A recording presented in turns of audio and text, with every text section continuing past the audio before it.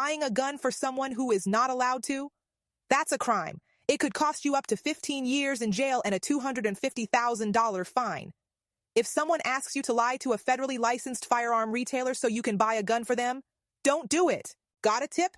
Call 1-888-ATF-TIPS. That's 1-888-283-8477. Brought to you by the National Shooting Sports Foundation and the ATF. This isn't your average business podcast, and he's not your average host. This is the James Altucher Show.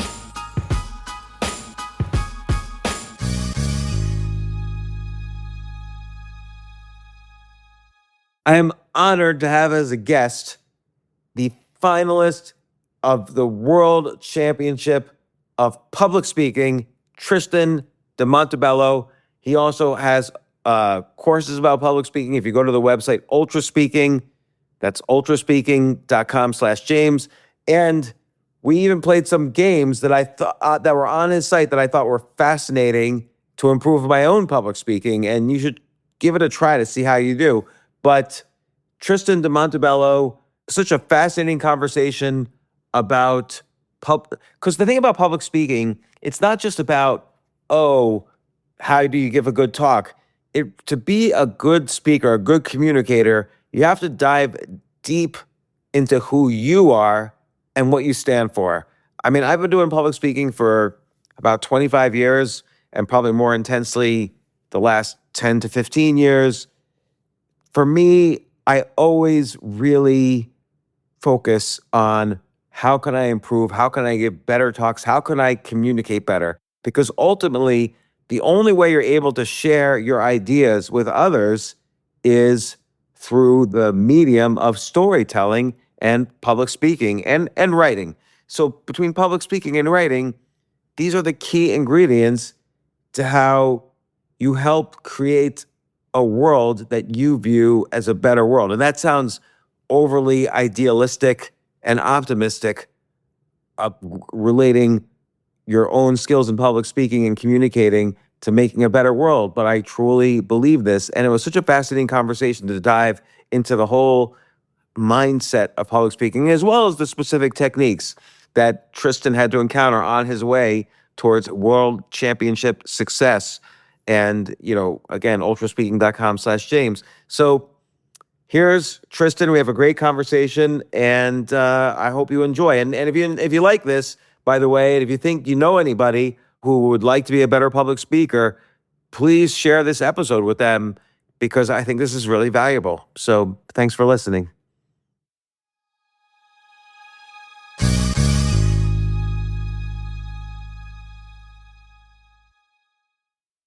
I am really excited to learn about this. So from zero to finalist in the World Public Speaking Championships, Tristan de Montebello, welcome to the show. What does it even mean? What is the contest? I've never heard of this World Championship contest. Yeah, I didn't know about it before I started this ultra learning project as well. It's within the Toastmasters organization. And so there's about 30,000 people from 142 countries that participate each year. And it starts at the club level, and then it's sudden death. So it's only the winner that gets to move on to the next step. And then the winners of each clubs compete against each other. And then it just keeps going. And then you win. It's either you get to like a district level or national level, depending on the population around you. And then they fly in the top 100 for the semifinals and the finals to wherever they're having their conference. And that's where the real world championship happens. Do you speak about the same topic each time since it's a different audience each time? Yeah, so that's really up to you. The only thing they enforce, so you can choose any topic. It's prepared speaking in this case. And the only thing they enforce is that if you do make it to the semifinals, you're not allowed to use the same speech for the semifinals and the finals if you were to win the semis.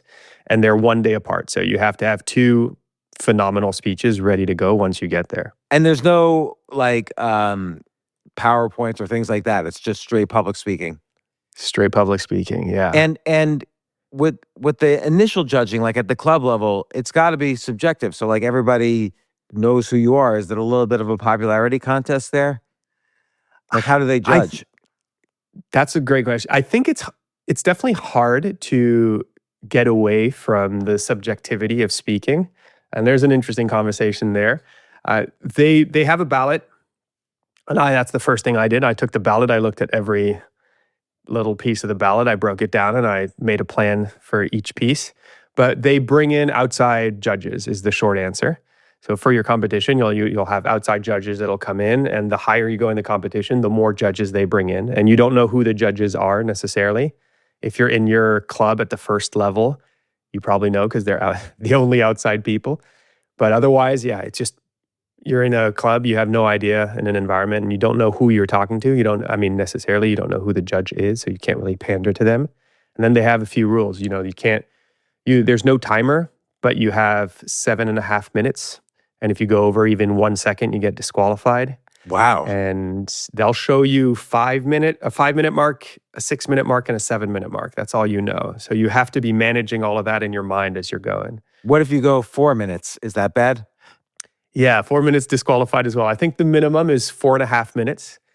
But if you analyze any of the top speeches, they all end up in between 7 minutes, 15 seconds and 7 minutes, 20, 25 seconds. That's where the sweet spot is. Is there a reason for 7.5 minutes? Like, is that kind of assumed to be the ideal time to speak because that's people's attention spans, or is that just random, the 7.5? I think it's kind of random. I think it's short enough that you can run a few and long enough that it still feels like you have quite some time. And when you're writing, you're with stand-up comedy, when you're doing 7 minutes, it's actually an eternity. Every sentence counts, every word counts. There's so much you can pack in that amount of time.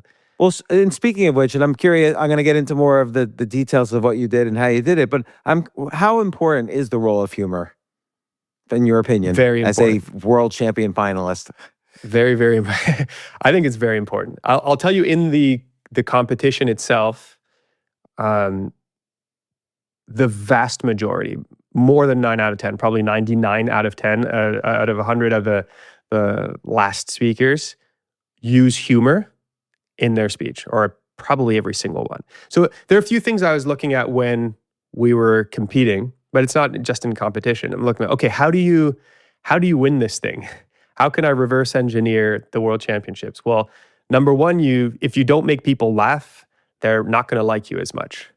Or if you don't make them laugh, but everybody else does, then you've kind of already lost. If you don't hold their attention from beginning to end, you've also already lost. If they get bored at any given time, they're going to remember that more than anything. So you need to tell stories, and it needs to weave together really, really nicely. And then there's all kinds of other things about how you show up. But those two are, I believe, absolutely mandatory. And they're just incredible for connection as well. Yeah. What do you mean incredible for connection? Well, I think naturally when you walk up on a stage, there is a gap between you and your audience. And your role as a speaker, and this applies whether you're on a stage or you're in a meeting or you're chatting with a bunch of new friends at a networking event, I think your role is to allow people to seep into each other, allow the bubbles that we have around ourselves to start becoming permeable. And in my opinion, humor is an incredible way to do so, because humor does two things. Number one, it loosens everybody's nervous system. So it makes everybody feel a little bit more comfortable. Number two, it's actually a vulnerable act in that to be funny, you kind of have to show yourself. You have to take a little bit of a risk. And in doing so, same thing, it lowers people's barriers and people's defenses, because they realize, if they're showing themselves, they're feeling a little bit comfortable and they're extending me an invitation. And then lastly, I think it allows you to feel more comfortable in your skin. So I see humor as well as like an anchor for myself. So if I can crack a joke, or if I can say something kind of unfiltered that pops through my mind, I get to feel more like myself. Oh, that's what I feel like, not what my professional self feels like. It's what I really am. And in doing so, I also get to relax myself and step into myself, which is, I think, the key to exceptional communication. And then storytelling is obviously very important because as opposed to just reeling off facts or an argument, telling a story gives people an image that they could, storytelling has been used to transmit information for the whole lifespan of human history. So clearly there's something almost biological about a story versus it's one thing to say, don't go over the woods. It's don't go into the woods. It's dangerous, as opposed to saying, two little kids got killed in the woods last year. Like that's gonna get people much more. So Yeah. So what were one of the first things you spoke about in this contest, and what techniques did you use to kind of perfect your approach? The first thing I did, I was just looking for something because I kind of fell into this competition by accident, and then on the tail end created a company by accident. All of this happened kind of by accident. And so when I jumped in, I was, I think, 10 days before the qualifiers, and you have to get 5 qualifying speeches in order to compete. And I had nothing, and most people in that organization will take 6 months to get their first 5 speeches out. So I had to find something immediately to get out there. And I had written a blog post on basically my fear of other people's opinions. And I took that post and I turned it into a speech. And that was the beginning of what I did. And then over time, it turned into this kind of epic story of my grandmother picking me up from school on her motorcycle and running me through what she called the Fear Olympics, which is all these kind of challenges that she had me do in front of people in order to allow myself to feel more like myself and overcome my fear of other people. Wow. So that was the centerpiece. Like what did she do? She took me, well, it went from, doing karate moves in the park and looking ridiculous all the way to singing in the subway, singing a song with my guitar in the subway and in Paris. And did it work at making you feel less caring about what other people thought of you? Yes. I think anything you do that's at the edge of your comfort zone, particularly one that requires you to trust in yourself versus put that onus on other people's minds, is going to get you a step in the direction of freeing yourself from other people's opinions. And I think it's a fundamental skill in life. It's a very important one. Otherwise, you're bound as you go through life by what you think other people think. And this is a great topic for a speech because 100% of the people can relate to it. It's an opinion, but it's not an opinion that anybody would disagree with. That it's good to not care what other people think of you, and it's good to figure out ways why. So it's kind of like a perfect topic for a public speech. It's not like you're saying, America is bad, here's why. Yeah. Or some, exactly. Really, polarizing topic. Like that would be a bad idea. And it's vulnerable. You're sort of saying right up front that you do care what people think about you. You're admitting it. And then here's this quirky story. Your grandma on a motorcycle, kind of giving you, she's like the Karate Kid's teacher, it's like this classic it's almost like a movie. Exactly. You could see a movie script written kind of like that, where grandma moves into the house and, little Tristan is being bullied and cares what other people think about him. And grandma kind of takes over and teaches everybody a new lesson. And then at the end, grandma's sick or something, and now it's Tristan's turn to help her. I don't know. I'm just making it into a movie script. Yeah, but that's very much what it is. And the company I started after my ultra learning project called Ultra Speaking I started it with Michael Gendler, who I saw speak within the first week of one of my speeches. I think it was the second day I joined this organization. And I saw him speak with no script so extraordinarily well that I couldn't believe he didn't have a script. He was just given a topic and he just crafted something in the moment that was so impressive. And I asked him if he would coach me during this competition. And so we did everything together. And one of our main training tools was watching the best movies out there and just breaking down what is it that makes a great story? Why am I so compelled to watch this? So I think a lot of what came out in my speeches was very much extracted from trying to reverse engineer storytelling through movies in part. And part of it, what you're saying is I think the vulnerability up front. One of the sayings that we pulled out of this crazy journey was never be the hero of your own story. I think this is a mistake that we all tend to make when we tell our stories, is we will tend to want to paint ourselves as the centerpiece. But when you do that, you kind of throw people off. So there are all kinds of ways this is described in storytelling. But it's so funny because I'm talking almost 20 years ago. I was writing for some finance platform, and a friend of mine who also wrote on there, he said, why do people seem to love you and not like me? And I said, well, let's look at your most recent article. You talk about how you would jump a 4-foot vertical in basketball when you're in college. And no one wants to hear about that. It's like you're bragging. They want to hear about problems you have. They don't want to hear, even though you're writing about stocks and you're supposed to be perfect, still nobody wants to see you as perfect. And vulnerability is the currency of storytelling, basically. But when you say the hero of a story, I think to myself of the hero's journey. You do want to be the hero in the hero's journey sense. Like, so in your example, you care what people think, but you don't want to, initially you don't want to put in the effort to do the embarrassing things that will teach you to not care what people think. So that's this call to action. Maybe there was an initial bullying and you have to do something, but you don't want to do it because it's scary. So, you meet your ally, your mentor, like your grandma in this case, and she takes you on a journey, and it's the hero's journey. And so you do want to be a hero in that sense. You are the main character. Yes.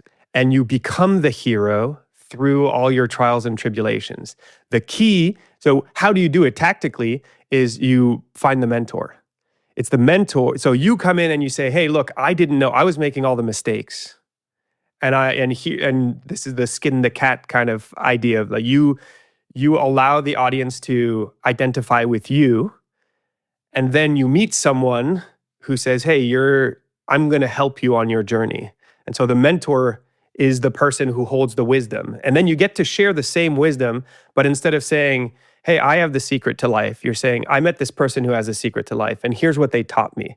And here's what it took for me to implement this. So now everybody's learning with you on the journey, instead of you saying, I have it all figured out, here's the secret to life, which, as you're saying, throws people off. I never thought about it that way, that the role of the mentor is not necessarily to teach you, but to give you an excuse to point to someone else other than yourself.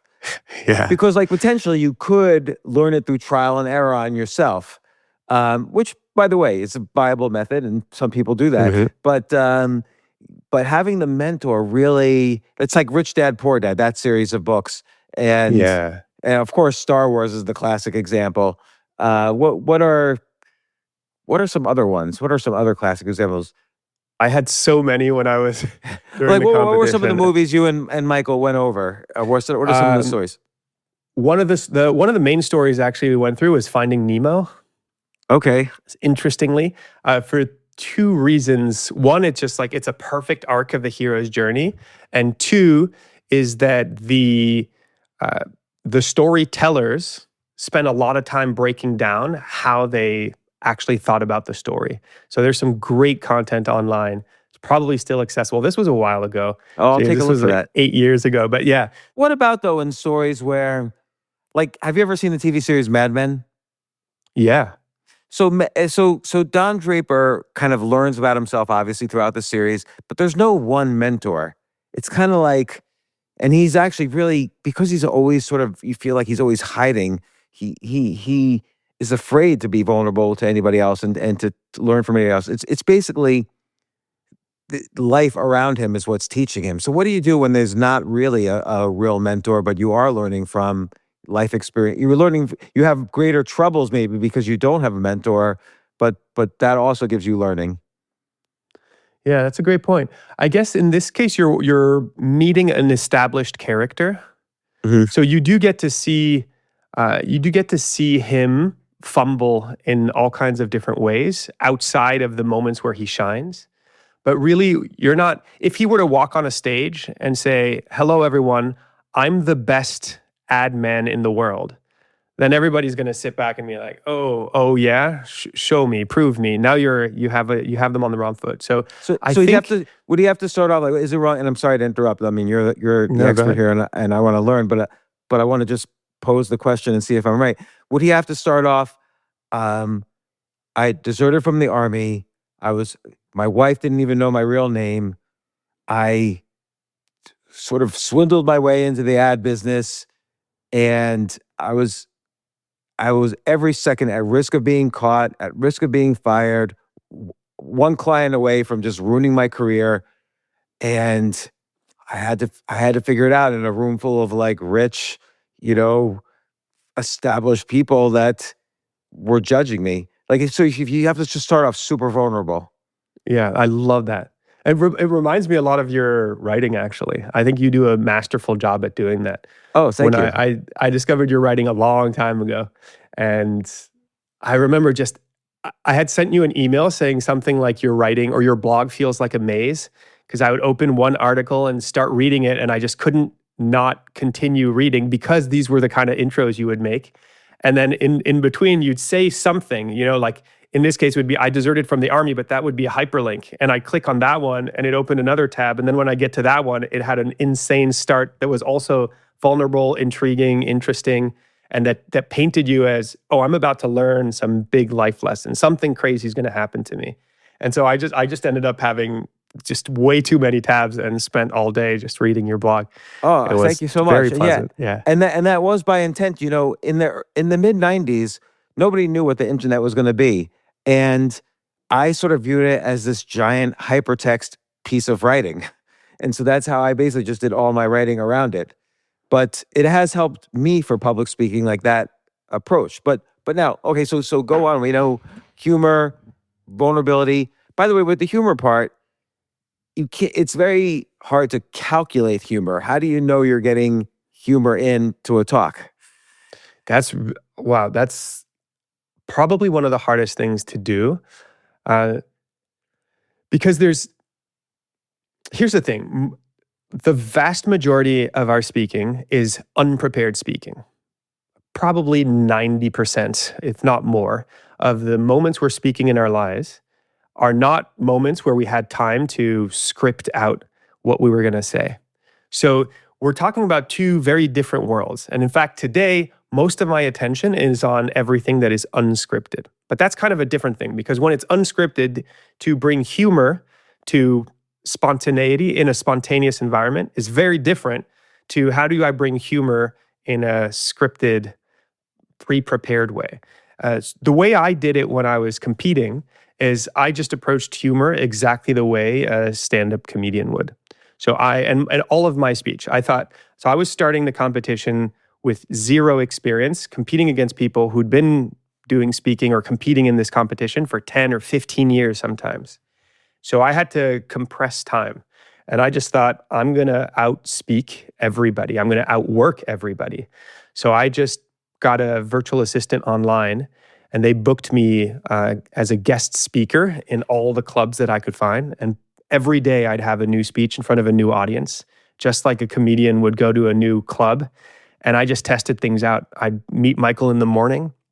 We'd brainstorm ideas, brainstorm jokes. And then I'd go out there. I'd test out my ideas, test the joke, record everything, ask every single person in the audience for feedback. And then I'd go home. I'd review everything. We'd meet again the next morning, review it all, watch the video, cringe incredibly hard in my case, and then take what worked, throw away what didn't, and iterate on what we could. And I just kept that going over and over and over. And I think that's how you do it. Because if you don't, until you test it in front of an audience, you can't really know how it's going to land, if it's going to be funny. And because the delivery is a huge part of how you share a joke as well. Yeah, it's like 95% of it. And It's surprising. And recording. So you did so many things that were correct, like recording your talks. So this way you could look and see, well, did you and like how was the audience really reacting? Did they react how you think they were reacting? Of course, asking for feedback is good. And the other thing is about, particularly when it comes to humor, is that if a group of people laugh one time, chances are another group of people is also they are also going to laugh. Like, this is how you focus group a joke. Like Chris Rock would famously start off each year with a blank slate. He'd go to a local club and he would just read off of a notebook his jokes, like with no delivery at all. Incredible. And to see if there was any reaction. And that was the first kind of focus group to see if these jokes had any legs on it. And then he would develop from there, always testing until he was ready to, in his case, to shoot a special and go on tour and so on. So which we would do like one a year. So, okay, so this is humor, kind of the picking the story, the vulnerability. Then as you get into the deeper, part of like what makes a great public speaker, what were some of the things you learned? I was having a conversation with a professional pianist recently, just like a month ago. And he shared something that I thought was really interesting. He said that one of his masters teaching him in France always said that the audience was empathetic. And what that means is when they sit down, they're a total blank slate. But they're here receiving on every level you could possibly imagine. So if you walk up on stage and you are anxious, or what you're conveying is insecurity or anxiety, then they're going to feel that. And they're going to start feeling anxious and insecure. So what do you do about that? The opposite is true. If you walk up on stage and you feel very secure, very confident, or at least that's what the energy you're projecting. And I'm not talking about the fake confidence, I'm pushing hard to try and look confident. I'm talking about actually being grounded in that energy. And that's what people will receive. And then they get to relax, and then you can feel that they're relaxed, and then you start to relax. So what do you do with that information? I'll share another anecdote, because in the same conversation, I had a professional pianist and I had a clown, which is fascinating. Somebody who's going through clown school. Yeah. People underestimate what a clown is and what clown school is Truly. about. If I could go back and go to any school on the planet, it would be specifically the clown school that's right outside of Paris. So nice. Yeah. The French are very, this is crazy because I had no idea as well. I one day ended up being neighbor to a clown, and I didn't even know it was, I just thought a clown was somebody goofing around. It's actually a very serious profession that is very, very interesting when you look, it's not when you dive Bozo deep. the Clown. It's really deep. It is not Bozo the Clown. I mean, this is so funny because I'm telling you, yesterday, my daughter is just finishing college now. I told her she should consider going to clown school. Wow. So I love just it. yesterday, I had that conversation with her. People will consider improv, and now it's become part of the zeitgeist, and they'll say, oh, I'll go do improv. I know it'll help me. But clown school is not yet there, and clown school is that pushed to a really interesting extreme. So tell me, interested in that. Yeah. So the clown was saying, play whatever you have. That's what his teacher was telling him, which means if you show up and you don't want to be there, then they should feel that you don't want to be there. Play the fact that you don't want to be there, but play it with confidence. And so there's something about what a great speakers, and I think what's interesting about this idea here is that it works in prepared speaking as well as all of the other areas you're going to be in. What people will tend to do is they're going to show up in any environment and they will start leaking. they'll start leaking all of their insecurities. If they were hoping they would feel confident and they show up and they don't, or like a word comes out of their mouth wrong, they start fumbling, something happens that was not supposed to happen, everything internally is going to break down. But what if instead you could keep those insecurities inside? So plug the leaks, stay in character, and play whatever it is that you are experiencing. Like use that energy in a confident way. We call it like it's staying in character. It kind of looks like conviction. And what that does is it sends the message to your audience that they're okay and you're okay. Take a quick break. If you like this episode, I'd really, really appreciate it. It would mean so much to me. Please share it with your friends and subscribe to the podcast. Email me at altucher@gmail.com and tell me why you subscribed. Thanks.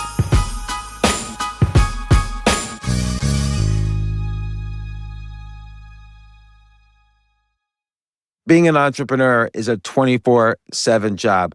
And when you're hiring, you need a partner that works as hard as you do. That hiring partner is LinkedIn Jobs. When you clock out, LinkedIn clocks in. LinkedIn makes it easy to post your job for free, share it with your network, get qualified candidates that you can manage all in one place. For one thing, you could post a job. LinkedIn's new feature can help you write job descriptions and then quickly get your job in front of the right people. You get qualified candidates. At the end of the day, the most important thing to your business is the quality of the candidates. And with LinkedIn, of course, you can feel confident that you're getting the best. Based on LinkedIn data, 72% of small and medium businesses say using LinkedIn helps them find high-quality candidates. Find out why more than 2.5 million small businesses use LinkedIn for hiring today.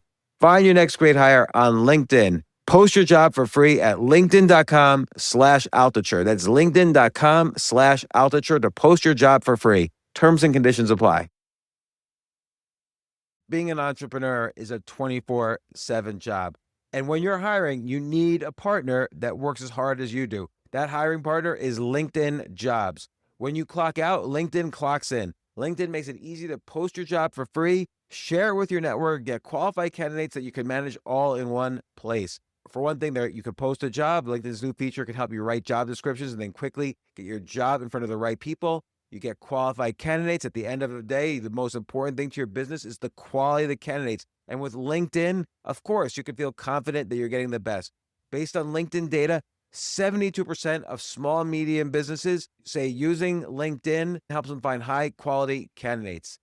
Find out why more than 2.5 million small businesses use LinkedIn for hiring today. Find your next great hire on LinkedIn. Post your job for free at linkedin.com/Altucher. That's linkedin.com/Altucher to post your job for free. Terms and conditions apply.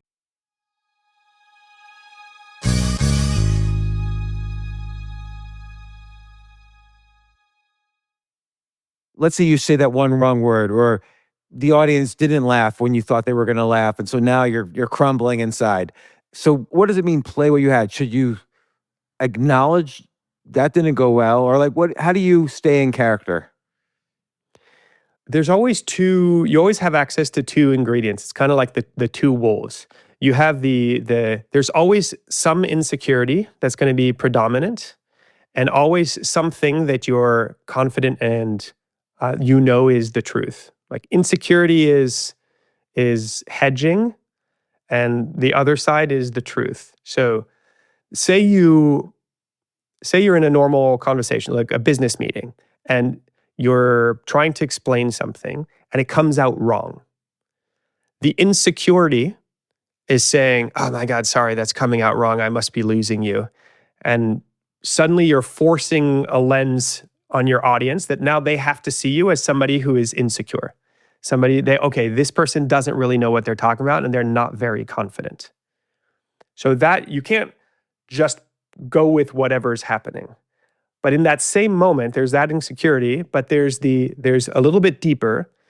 There is a confidence of, no, I do know what I'm talking about. And I really want to get this across.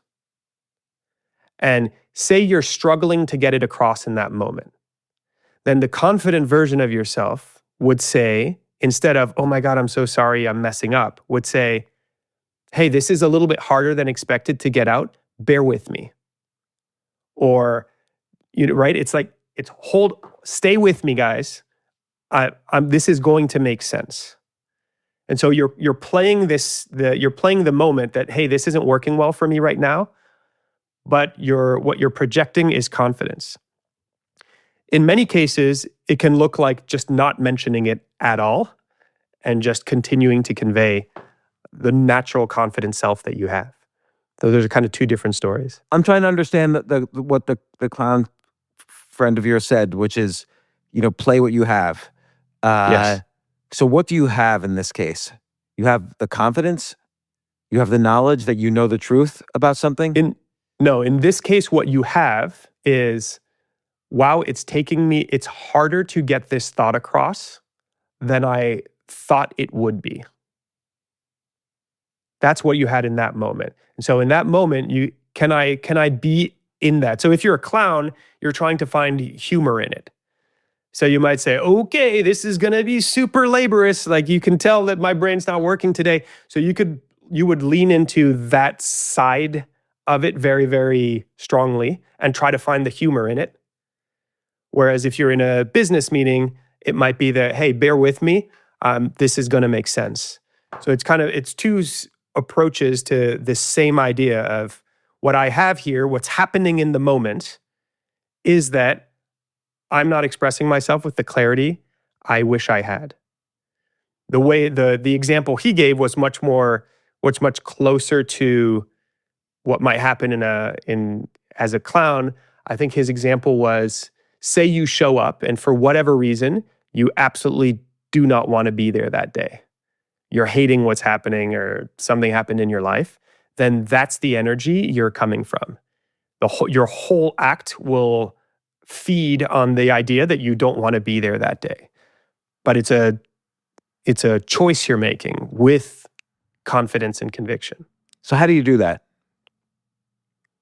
There are two types of confidence. There's the confidence that comes from 1,000 reps that you can't replace. You just have to put in the reps. Right. And when you show up, you can feel that level of confidence. And then there's the confidence that acts like a switch. And the one I'm talking about is the confidence that you can turn on or off. And that's the one of the insecurities. Because if you don't want to be there, you can retract within yourself. If you say something, if you fumble, you can think, oh man, can tell that I'm not making sense and they must think I'm so stupid. And you can let yourself go down that route.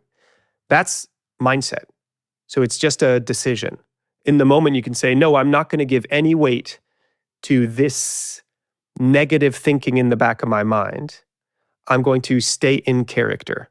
I'm going to bring my attention back to where I was going, and I'm going to plug all the leaks. I'm going to make sure none of these insecurities that I have in the back of my mind are coming out. So I'm going to show up completely as I desire to show up in the first place. And so I'm just trying to think of like a practical example. Like, so for whatever reason, I don't want to be there. I'm up on the stage. Something happens that triggers some insecurities. What's my gut reaction? Like, how do I react right now to the audience? So I think it's a little bit different. So because we kind of have two things here. One is the predominant fundamental feeling you're experiencing in that moment. And one is a fleeting moment. So what you described feels more like a fleeting moment. It feels more like a fumble. And if there's a fumble, it makes more sense to not draw attention to it and to stay in it if it's a small fumble. Then just stay in it, keep going, and people will have forgotten it 4 seconds later. They probably didn't even realize it was a fumble in the first place.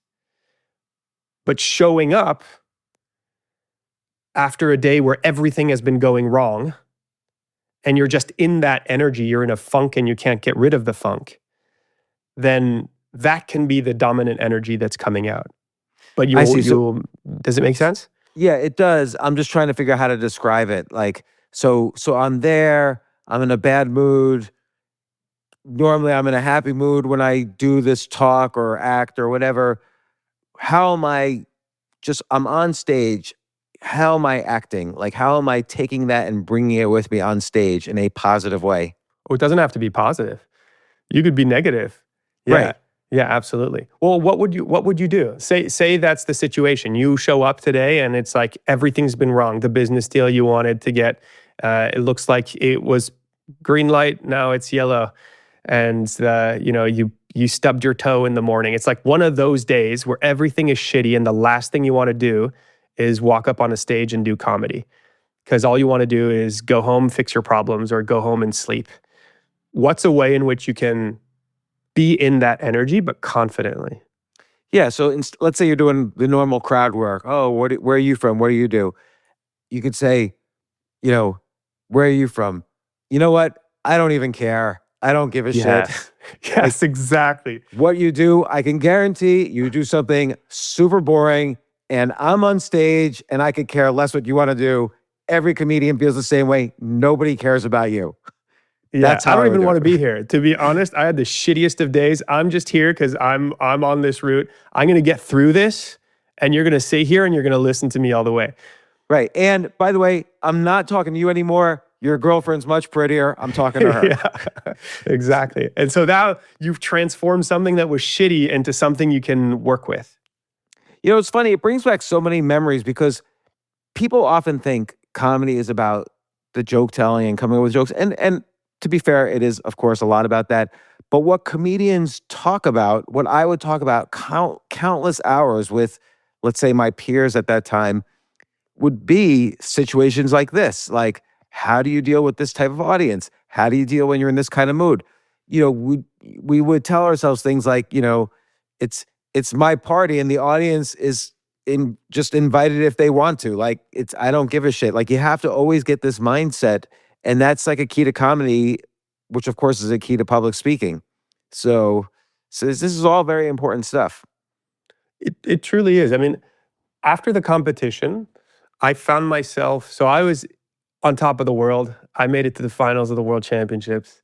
World is perfect for me. I just can't, my mind is completely blown. I had no idea. Scott had no idea. Nobody had any idea that this could actually happen. And I had worked so hard, so I was very, very proud of all the work I'd put in as well. But just a few weeks later, I find myself in a small online mastermind. And the guy running it says, "Hey, Tristan, would you give us a little speech? Just teach us something. In 5 minutes, you'll give us a speech. Teach us something. You have 3 minutes." And I had 5 minutes to think through whatever this was while listening to the others. And I mean, that should have been so easy to me. And I remember feeling everything I had felt on day one of the competition. I felt anxiety. I felt imposter syndrome. I felt like I didn't even know where to start. I didn't know how to do anything because what I knew how to do, what I had trained, was a very deterministic skill. I knew how to sit down, write a script, and then go test it on many, many, many audiences while editing the script and watching the video and testing all these things. And then after a while, I'd feel really, really confident overacting it on stage. That's what I knew how to do for this competition. So suddenly I'm asked, "Hey, can you be a human being? I don't want to see a rehearsed speech. I just want you to be a human being, but I also want you to be clear, concise, impactful, and inspiring." And I was just like stuck in front of this camera. And I remember I was probably at 170 beats per minute the whole time. I was freaking out. And that kind of cued me onto a mission of trying to figure out, okay, well, what is it? What do you need? What are the skills that are going to impact everything else in your life? Because it's nice to break down storytelling and to get all the frameworks and tips, but until you find a way to learn how to show up completely as yourself in any given moment in a way where you feel confident, nothing else matters. Because if you break down, then you can't think about the storytelling tips and the frameworks. You don't have time to structure your thinking. You're just in the moment and you have to flow. And so Michael and I started trying to figure that problem out. We'd figured the World Championships out, the prepared speaking, and now it's like, well, what's the other side? What's the true meta skill of speaking? communication is something we do all the time. What are the habits we need in order to feel comfortable everywhere? And what are the bad habits we have? What are we doing wrong? And we started trying to figure those things out. And what we found out as we were working with people and training people on these skills is that a huge amount is mindset. Almost all of it is mindset, actually, because everybody's speaking all the time. So we're all 2000s in chess. Everybody has a pretty high elo when it comes to basic communication. Credit for understanding the chess rating system. Yes, credit for, thank you. But we're all showing up as 800s because everybody's shooting themselves in the foot all the time because I don't feel like I have a seat at this table. I'm unsure that this is going to work. Or as soon as the environment changes, I don't know what to do with all of the feelings that are going through my body. I think I'm a fraud. And all of these things, these thoughts come into play, and suddenly we shut down. And so I was doing great talking to my best friend. I'm 2000, and then I'm asked to speak up in a meeting, and I'm 800. And I just fumble and break down. And so a lot of our approach to training communication today and how we run all of our pedagogy is very much around the fundamentals that play on mindset. So I love that this is what you guys were talking about, because this is the only thing that matters as the foundation. And then all of the small tactical things you build on top of that. But if you're missing the bottom part, you're missing the base of the pyramid, then the rest doesn't matter as much.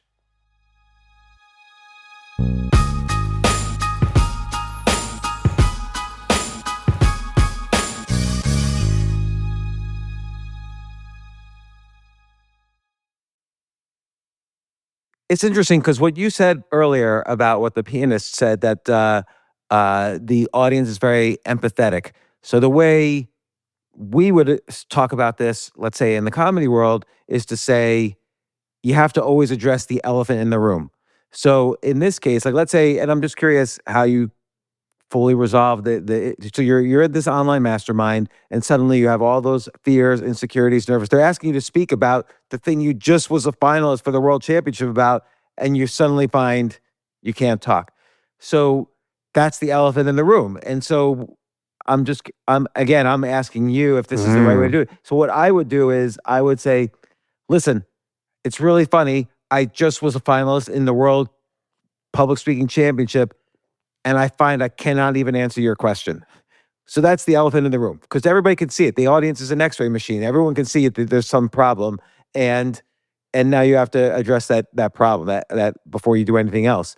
And then you could say what you just said to me, which is that you train for X, this deterministic thing, but you see that if you extrapolate the core concepts, I need to tell you a story about public you would just kind of just say what it is. You would just lay it out there. It's the clown's version of what he said about you gotta bring it all to with you on the stage. Okay, so I'm gonna say the opposite of what I've been saying. Because in a situation like this, I would advise to do the exact opposite. Interesting. So yeah, so here, by saying, man, I should kill it at this, but I'm going to flub it. You're hedging. This is just an insecurity that's coming out. It's not you're not writing something confidently. So the easiest thing to do, because we all have these kinds of thoughts. We all have man, I'm a VP of this. I should know what I'm talking about. Oh man, I'm the engineer. I'm the person who's in charge of this project. I should be able to answer this question. There's always an equivalent of that in your mind when it's your turn to speak. If you come out and say, oh, I'm sorry, I'm so unprepared, or, oh, I should be so much better than I'm about to be, you're just turning on a negative cycle. And so instead, that's a moment where that would be leaking. So instead, we want to show up and say, no. I am confident. I can do a good job of this. I'm just doubting myself. That's what's happening in the back of my mind. And instead I'm going to say, I'm not going to put any attention on that part. And I'm just going to go through with this. I'm going to find a way to convey confidence. I'm going to find a way to, that's not it actually. I'm not going to try and convey confidence. That will happen naturally as long as I don't share my insecurities. Because humans just look confident by default. So it's really fascinating. So what would you do in that situation now? So in this situation, I would not say anything that would hurt my chances of having a great first impression. And I would just jump in as if I were confident, as if I'd done this 50 times.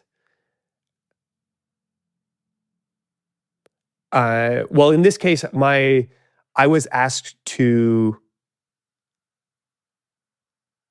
teach something, and I was close to my backyard, and I had a slackline in my backyard.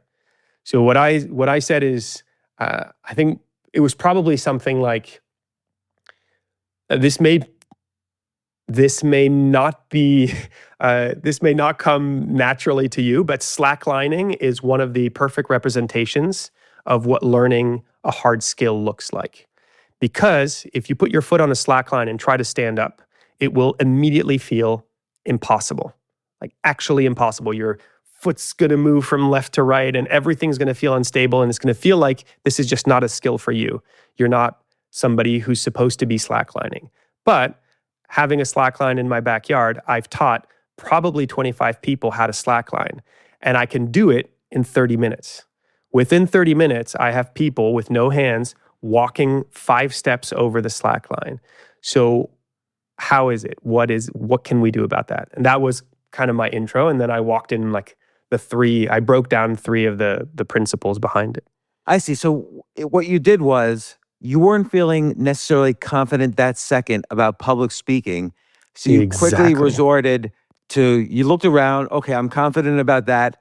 That's what you started speaking about, because you knew internally you could speak with confidence about slacklining. I don't even know what slacklining is, but I'm going with it. And from there, you made an analogy each step of the way to public speaking. Yeah. When I love what you said. So slacklining is it's a line that's pulled between 2 fixed posts, and you walk on it with no hands. You just walk on a string, basically.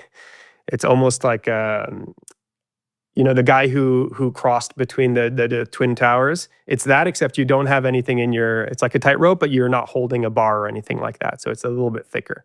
But I love what you said when you said you weren't feeling confident about public speaking, because that's exactly it. And I think that summarizes so much of what people struggle with and what people confuse when they struggle with speaking in general and communication, is that they confuse, I'm not confident with my content and I'm not confident with the speaking.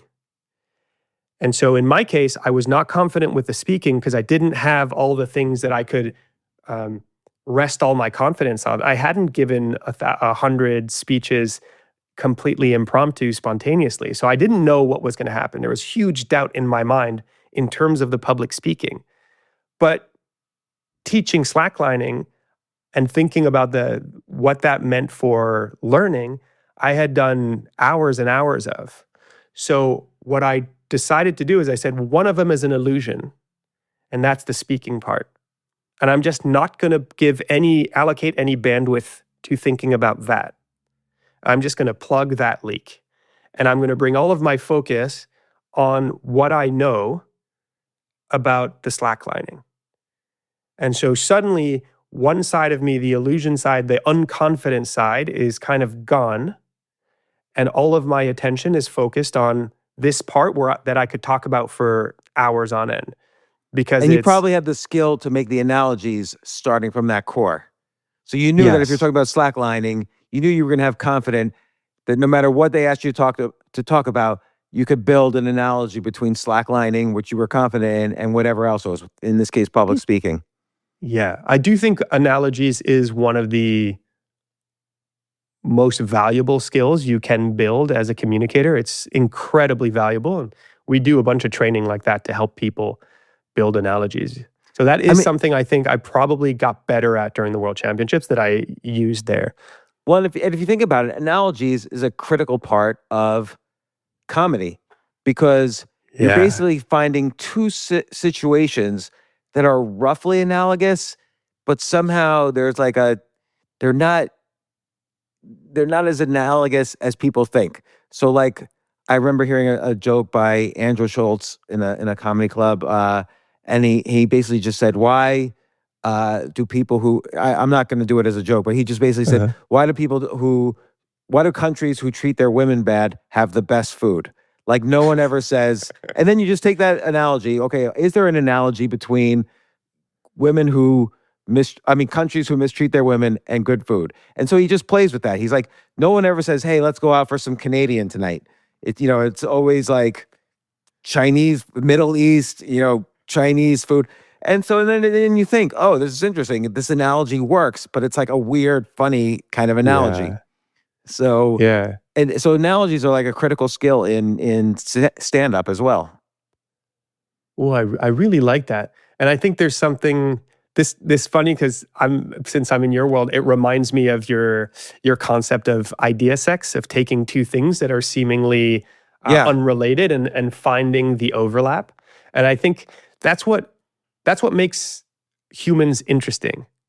What makes us interesting is the weird overlaps that we see. And I think that's why vulnerability, done in the right way, not from a place of insecurity, but showing, like, humor is vulnerability. It's saying, hey, I saw the world this way. That's very inappropriate in many ways to say that kind of an analogy, but you saw it, and just putting it out there is interesting or funny, and you can build on that. So there's so much there.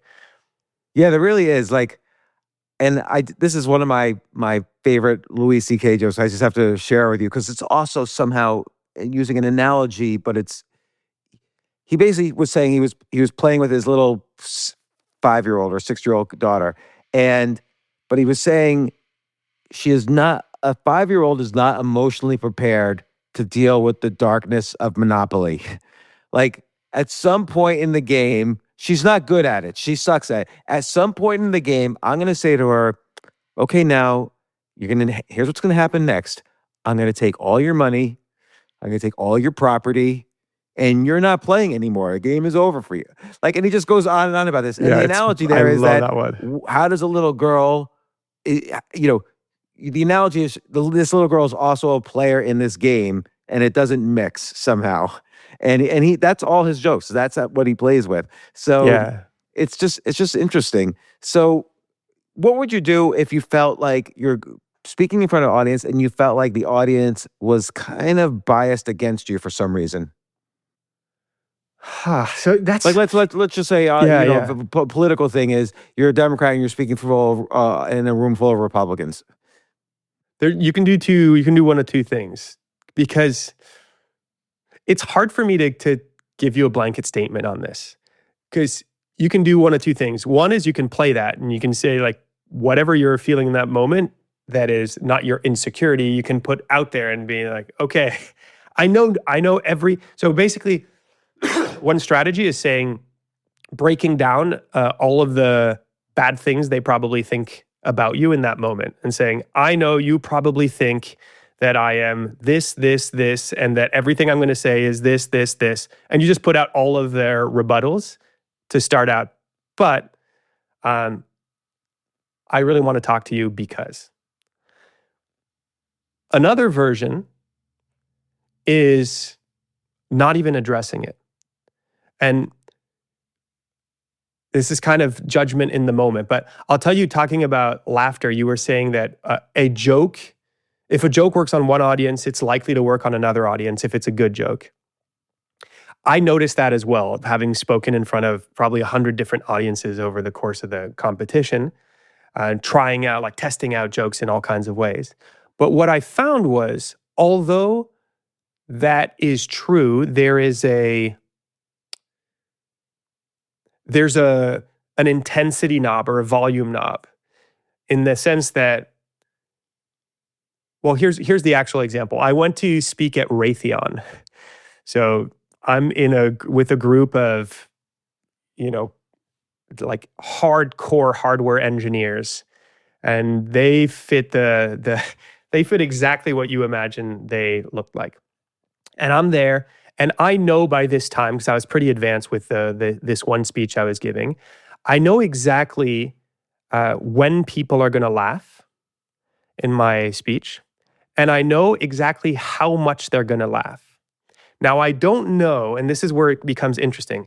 I don't know, let's say a roarous laughter where people are clapping because they don't even know how to express how funny things are. Let's say that's a 10. The only thing I know is that I know which one of my jokes is the funniest, the one that tends to get the highest laugh, and that every other laugh is indexed on that one. And in this case of this speech, it was my first joke. My opening joke, I know it, whatever I got. So if I got a 10, then my worst joke would be at a 2. But I also knew if instead of getting a 10, for some reason this audience didn't do the laughter clapping thing and they just chuckled, then the one that would have been a 2 would probably not even be laughter, would be maybe a smile. In this group, I show up and I throw out my opening joke very confidently, and I don't even get a smile. Like, I get nothing, just total crickets. And I'm 30 seconds into a 7.5-minute speech, and I know that every single one of my next jokes are not going to land because this is my reference. So now I know everything's going to be at a minus something. It's negative. And I had a choice there. I could say something. I could say, wow, tough audience, and try to catch it up, kind of maybe the way a stand-up comedian would, but not all cases. I've heard people just run through their act anyways. In my case, I chose to stay in character. So I chose no leaking. So I just kept going as if they had laughed, and I still told the other jokes in the same way I would have, expecting them to laugh, even though they didn't, and it was very painful.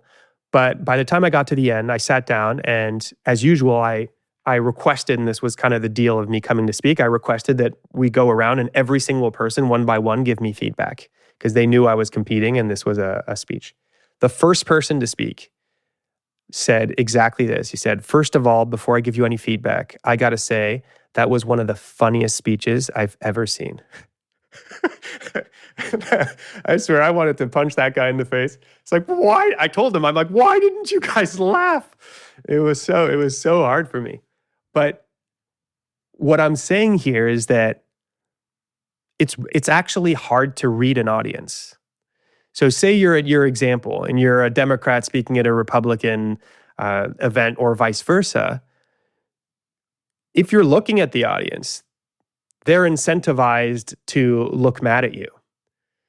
And it's very hard for one person to start saying, yeah, preach, because everybody's going to look at them and be mad. Same way in this group of, super introverted engineers, if one of them laughed, they knew they would stick out of the bunch because that's not the culture there probably. And so it's risky to do that. So in that situation, there's also the argument to say, hey, you can just go through your speech and say it as if you had an audience that was really receiving everything you're saying, because there probably will be a bunch of people who will be resonating with what you have to say. They're just not going to show it to you explicitly. That's really smart, because you also never know if culturally, like he said, it was the funniest speech. So maybe just culturally, though, everybody feels funny about laughing or making any kind of, noise at that particular culture at Raytheon. It's a very conservative, and I don't mean conservative politically, just conservative, people in their lifestyles. Absolutely, yeah. And they all have top secret clearance. They don't let their emotions maybe be seen.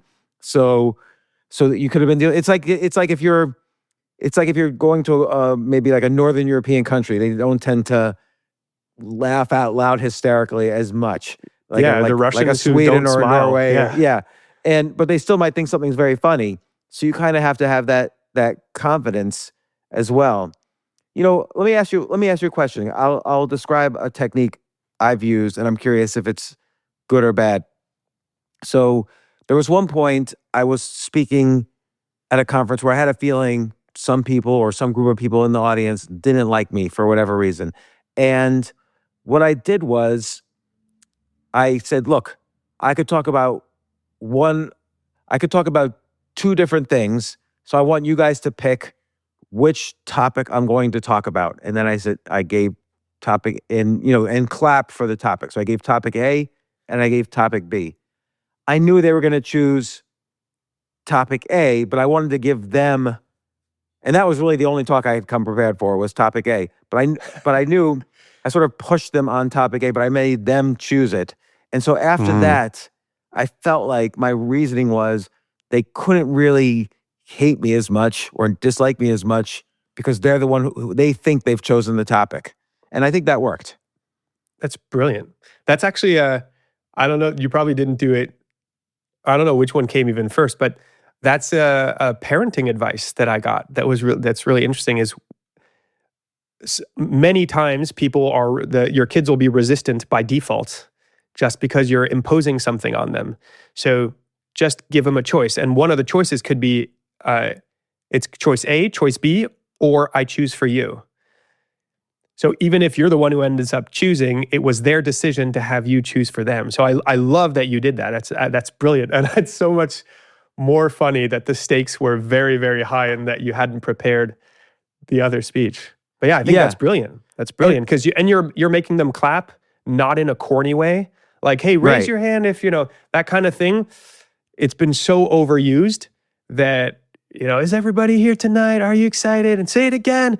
You're just that thing of trying to just get people pumped up in a way that's just has become a little artificial. What you did is very genuine in the way it comes across. So I love it. Well, and in the other example you gave of what you would do, like when the Democrat-Republican thing is you gave an example where you sort of list all the reasons why they might not want to see you, and then you kind of describe, but this is why I want to talk to you. And It reminds me actually of the famous scene in the movie 8 Mile where Eminem is battling the other rappers at the end. And he's like, and it's a whole black audience. He's white.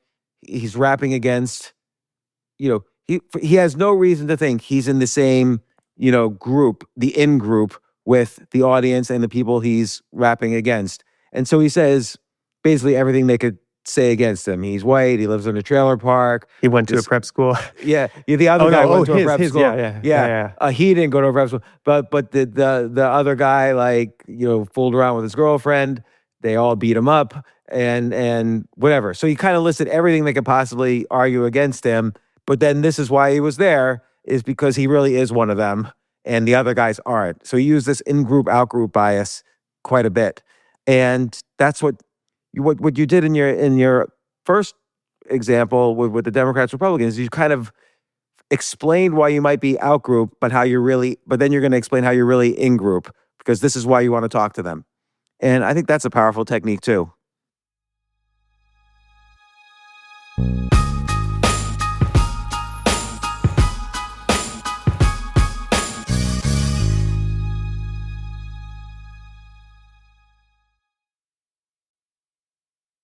What I love about these techniques is that if you're going to speak in the moment, it's hard to predict these things. I mean, obviously, if you're showing up to a Republican event and you're a Democrat, you can kind of think through, okay, what am I going to do? But in most cases, when you find yourself at a disadvantage for whatever reason, you can't predict it, right? You don't know how you're going to feel. Maybe you suddenly have a huge stomach ache before a very important team meeting, and now you're showing up, or you had planned to prepare, and you were taken away into another meeting. Now you don't have time to prepare. You're given twice the time to speak or half the time to speak. All of these things require you to be resilient in the moment, for you to have very quick mindset shifts. Like they're almost like choosing a path instead of following a framework. Following a framework in the moment, I find to be very, very difficult, particularly if the stakes are high. But choosing a path with no return is much easier. So in this moment, you're in front of the audience and you're thinking, okay, I have two choices. That's all you have. It's like, either I say it out loud or I just hide it completely, or I just keep it inside. I decide this is leaking. I'm going to stay in character, and I just focus on what I want to say. And it's a fork in the road. There's no way back, and you choose one, but whichever one you choose, you must commit to completely. And this kind of philosophy in speaking is very, very powerful, and you can apply it immediately. So anyone listening to this can start bringing this. You can bring awareness. When am I not doing this? When am I hedging? When am I keeping everything open? When am I sharing my insecurities?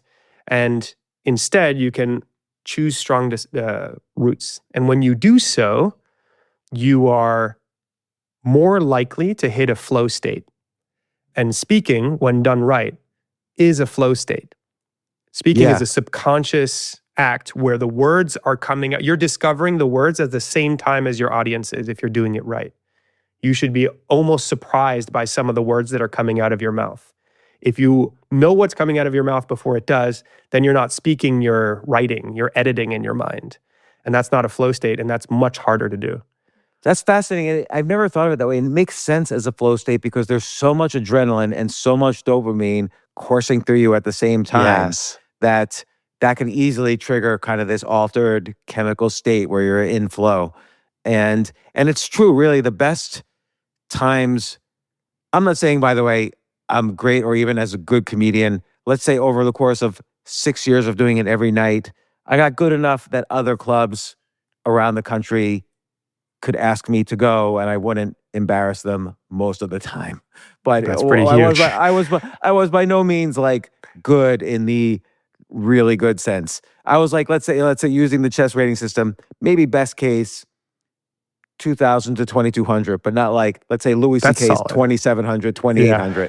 So Chris Rock's solid 2,700. So, but now I'm forgetting what point I was making other than bragging about my comedy well, you were skill. talking about what you got at, we're talking about flow state, and then what 6 years of comedy taught you about that or something like that. Yeah. Is that would happen, that sometimes you get into this flow where you don't even know what you're saying and everyone's laughing. And it just that's what feels really good about all of these things, whether it's public speaking, comedy, writing, programming, and playing the piano. All these things that can lead to a flow state feel really good if you do it right.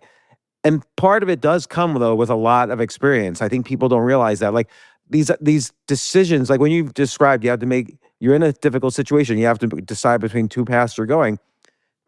Your decision in that moment is going to come from having done it hundreds of times.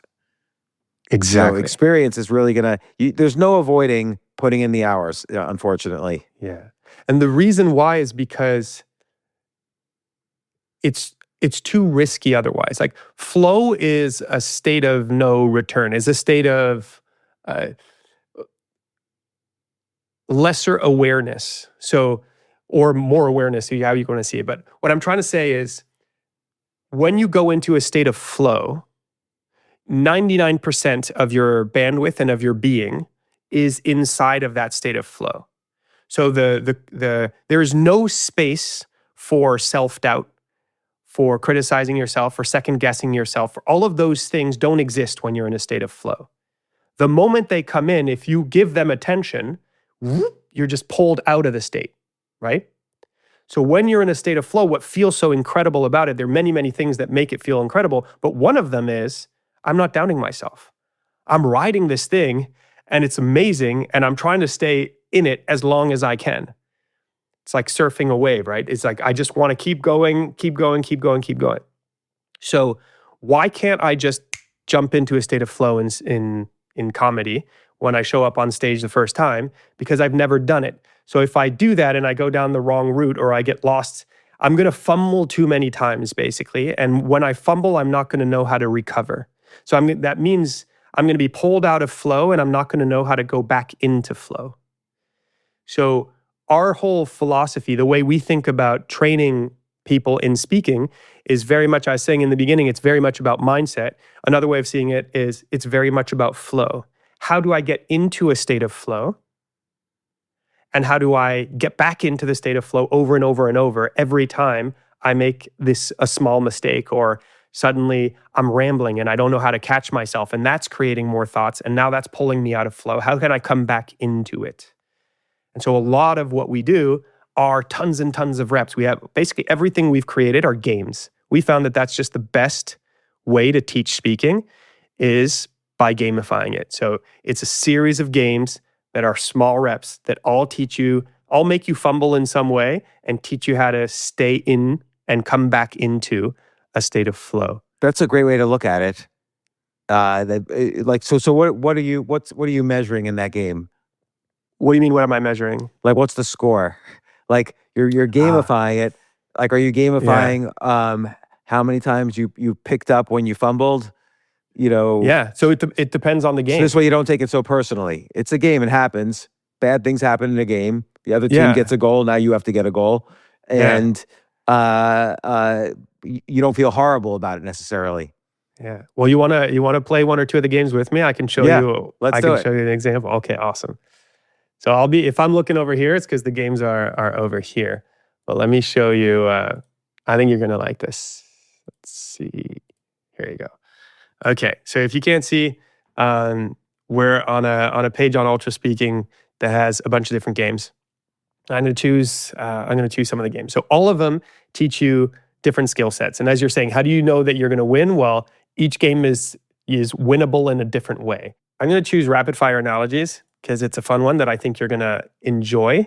And by the way, if you're listening to this, how could someone find this so they could play for themselves? Yeah. Good question. If you go to ultraspeaking.com, you're going to have access to all these games. In fact, we put a free email course together that gives you like the breakdown of a bunch of these techniques and philosophies at ultraspeaking.com/James. And that'll give you the link and access to all of the games and everything. So if you go to ultraspeaking.com, just like you would pronounce it, ULTRA speaking.com/James, and you'll have access to all this. And excellent. Most of the games we're going to play, they're all accessible for free. So this one's called Rapid Fire Analogies. And it's the game that started everything for Michael and I, because it's the game about leaking and staying in character. And it's made to make you fumble. So what it looks like is random words put together. Becoming a billionaire is like toilets because. And banana is like a lion because. And you have mere seconds to complete the sentence. So you have to read it out loud and then complete the sentence. And wow. I've never even impossible. seen anything like this. This is really great. I could see the benefits of doing this. Ooh, I love that you can already see it. A surprise party is like breathing because you have to pause. Whatever it is that comes through your mind first is what has to come out. And here's where the game becomes really interesting. So let's each play some reps. This is an easy one to listen to, even if you can't see. Just know that everything before the word because is written on the screen, and we're reading it out loud. And then we're using our brain's autocomplete function, and we're just stream of thought, letting our brain fill in the blank. So the goal of the game, level 1 of the game, is just saying something for every rep. So it really genuinely does not matter that you say something meaningful, as long as you say something and you say it with confidence. So no leaking. Okay. So anytime you fumble, you're going to be tempted to leak. I'll try. Yeah, that's good. Okay. Ready? Yeah. Here we go. Blue cheese is like running because both make me sick. The internet is like social distancing because in both cases you're far away from people. A broken finger is like daydreaming because it's blah. I don't have it. Honesty is like an omelet because I can eat it all day. Playing tag is like entrepreneurship because I'm always trying to tag money. Cartwheels are like learning a language because I can't learn any language. I'm flipping over and over all the time. Wow. Okay. Really good. There are a few things that I'm impressed by. One, when you said, blah, I don't have it, you did say it in flow. You said it with some confidence of like, I don't have it, but I'm already focused on the next one. It's like, doing a golf swing, missing one golf swing, and then your whole game is messed up because you're living in the past. Or, hey, I messed that one up, but the next one is brand new. That's the first thing. The second thing you did really well in addition to getting some really interesting connections, is the last one, the timer went off and you were not done and you still found a way to complete it. And what they found putting freestyle rappers in MRI machines is that as they got to the last verse or the last line of the last verse, the rappers would get completely pulled out of flow. Because when you get to the end, your processing power, your brain has already processed everything. So the words we're hearing are the after effect of something. And when we get to the end, we tend to get pulled out. So you did a really good job of, even as you were feeling the tug of being pulled out of flow, you found a way to still land the plane. That was really cool. Tell me about your experience. It was fun. I did get on the blah. I did get for a split second nervous. Yeah. Because I didn't know. I also was pleased with one of my first answers. I felt the analogy was so dead on. Both make me sick. That was very cool. The running. Yeah. Right. So I felt like, boom, that was a good quote unquote answer. And then the problem with that is the next one was not as good. So that made me almost for a split second fall out of the feel of it. But yeah, I think it's a really good exercise. So isn't that interesting, right? Because that is exactly what speaking is like. That's what life is like. If you expand this at a meta level, we're always going to have moments where we kill it and moments where we don't. So what if we trained our ability to treat both the same way? What if you could let that feeling of, ooh, I really knocked that one out of the park, kind of permeate into the next one? And that when I train people on this game, sometimes when people, I really can't get people to not break character, to not leak. So a lot of people, when they leak, is if they do some wrong, they'll be like, or they'll show it with their face. They'll give you a little grimace of, I really missed that one. And I'll say, I'll have them go, and I'll have everybody in the room or in the virtual room turn their volume off. And I'll say, hey, I want you to watch. And by the end of it, I want you to tell me if it looked like they lost confidence on any one of them. And it's so interesting because now that the words are not landing in anybody's ears, you're still doing the same thing. You're still trying to connect these things together, but you can show up in a way where it looks confident for every single rep. Yeah, that's fascinating. And when you're doing that, you can notice what you're training, right? Like what would happen if you became a master at something like this? Well, also you could isolate the different skills. So you can isolate the showing up with confidence as opposed to the answers. And then you could isolate the answers as opposed to the confidence if you want. So like, for instance, this is normally considered bad advice, but like my daughter was going to try stand up and she ended up doing improv and things like that. But the advice I gave her, most comedians would never give it. I told her, for your first time at an open mic, steal a bunch of jokes. Only do stolen jokes because you know those jokes work. So you're not going to try to practice every skill, like being on stage, being in front of an audience, writing a good joke. You know the jokes work, so just try to deliver them well, and then people will laugh because they're 100% they work. It's Louis C.K.'s jokes, it's Amy Schumer, whoever is your favorite comedian. It's their jokes. By the way, nobody will really know that you're stealing their jokes unless they're super familiar. And I've even seen, by the way, Jerry Seinfeld steal jokes. Like none of these guys are immune to it. But then you isolate. Okay, in this case, she can isolate her delivery and performance as opposed to also trying to isolate writing a joke because then you know what's going wrong when something goes wrong. So I think that's brilliant. It's important to do those isolations. And what's funny is we do that with everything else, right? Yeah. If you're learning a physical skill, you're obviously going to look at somebody who does it well and try to take their swing or do the thing they're doing or copy somebody's opening. You're always going to be copying. And I think that's a mistake not to try and find somebody to mimic when you're starting things off.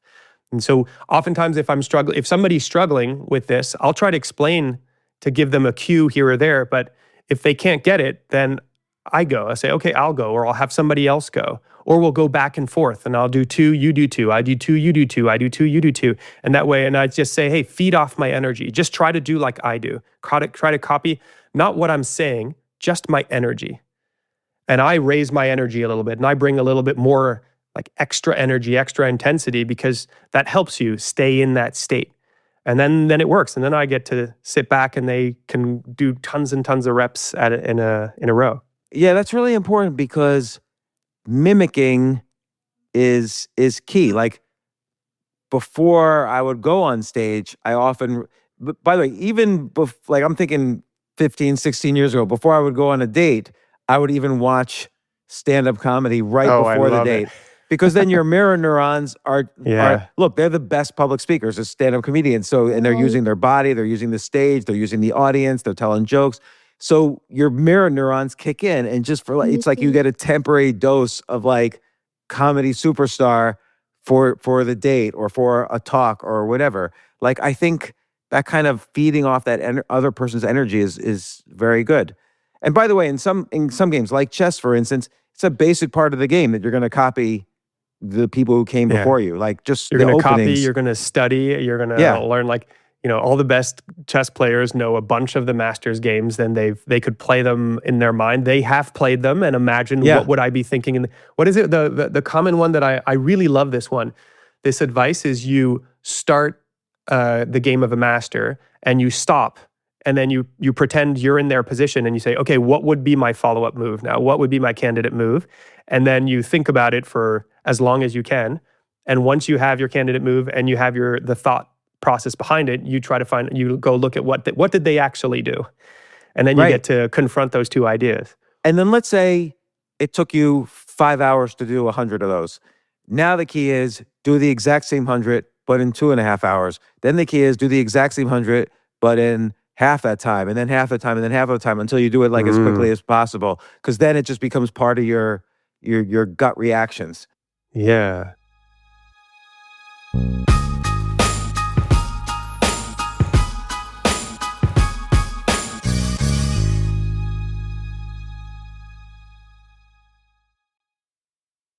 So all of these techniques, obviously we're talking about public speaking, but they're about meta learning in general, which, Scott Young with ultra learning and you with ultra speaking, this is the whole idea, is that these are meta learning techniques.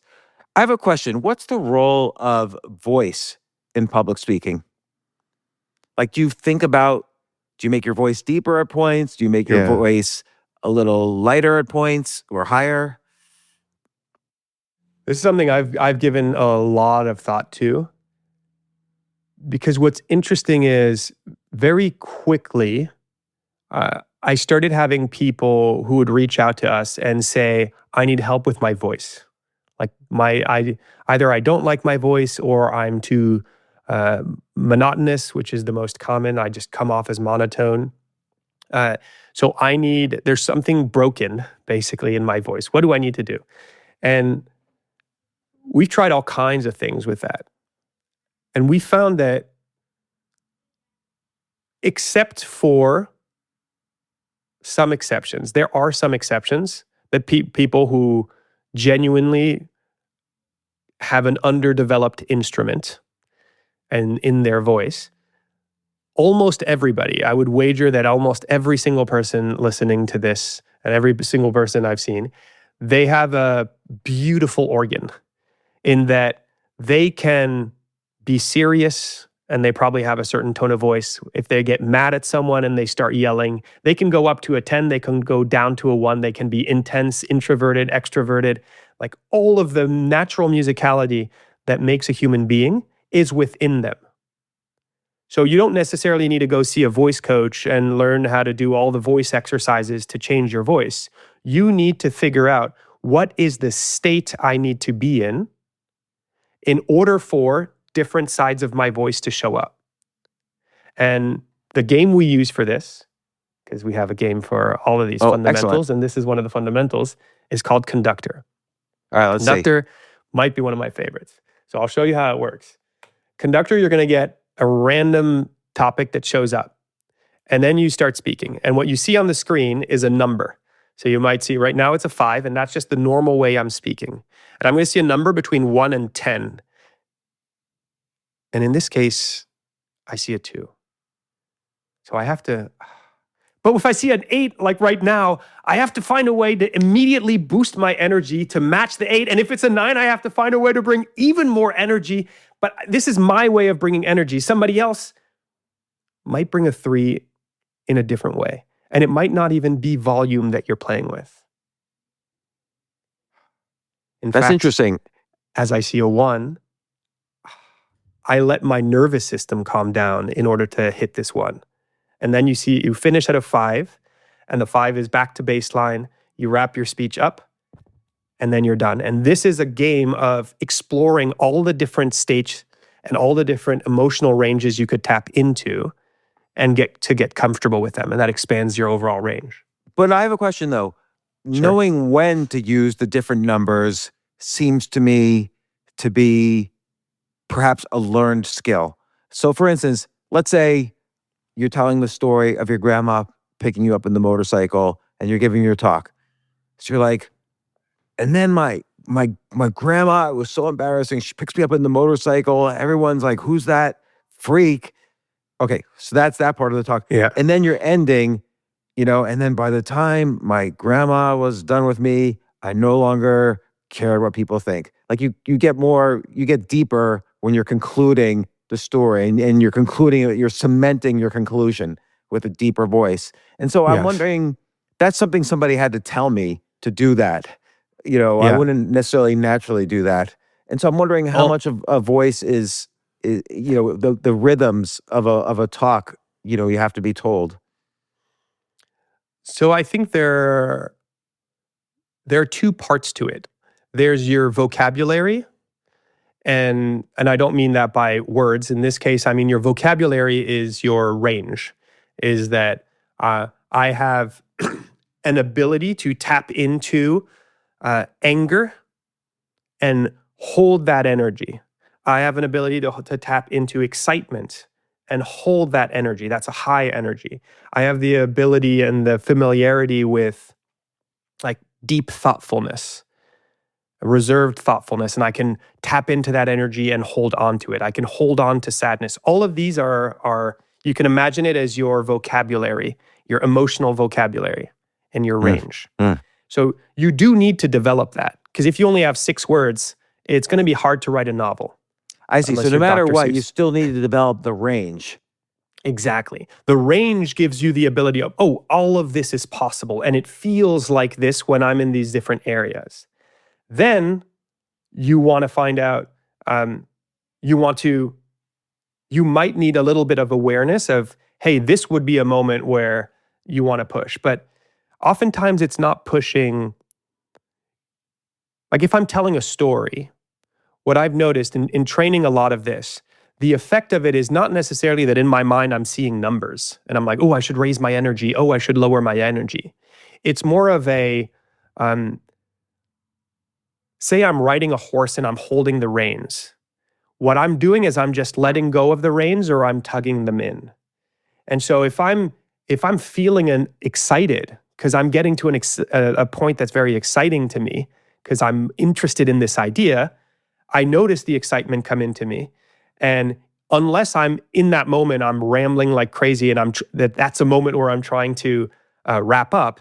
If it's not, then I'm going to let go of the reins and I'm going to say, hey, run, run, run. And I'm going to let the energy take over.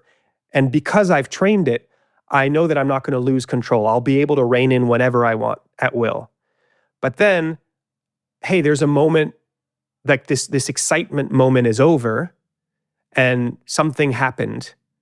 Say I was telling you about, this crazy adventure, and then suddenly we make it to a refuge and we were freezing cold and we make it up there and we're thinking finally we're going to have heat, we're going to survive, and we walk in and we realize there's no fireplace. There's going to be no heat tonight. I can't stay in that excitement. So there I would want to rein in, and the mistake would be to consciously think, let me lower the volume, let me do all of these conscious steps. Instead, I'm going to say, hey, and there's no fire. And suddenly we realize, hey, we could die tonight.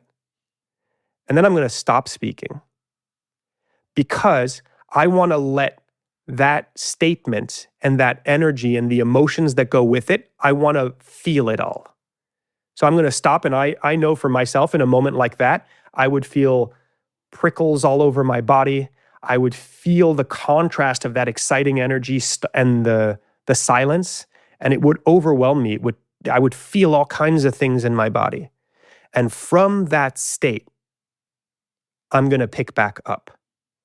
And it's going to feel like something. You're going to, everything I went through, you're going to feel an equivalent of, your own version of. And when I pick back up, I'm going to be solemn. And it's going to be because I'm genuinely in that energy. And because I'm in a different state, I have access to different content. So the words that come out of my mouth are actually just a consequence, a symptom almost, of many things that happened upstream. So if I'm very excited and I'm in that high energy, it's almost like I have access to a set amount of folders in my memory and in my memory bank. And in those folders, I have certain stories and anecdotes. And in those stories and anecdotes, I also have access to kind of a dictionary of words. And the way I'm going to tell that story if I'm in a high energy is very different than if I'm in a solemn energy. So when I'm in that low energy, it's different words, it's different, everything is different in the way that it's going to be experienced by my audience.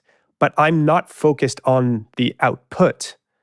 I'm only focused on what's upstream. And that's what we're trying to train with a game like this that looks just super fun to play with energy, but actually what we're training is what I just described. It's so interesting because like, I'm thinking specifically of like the end of a talk where you're making a conclusion. And it seems like that's when you're going to want to have like a deeper voice.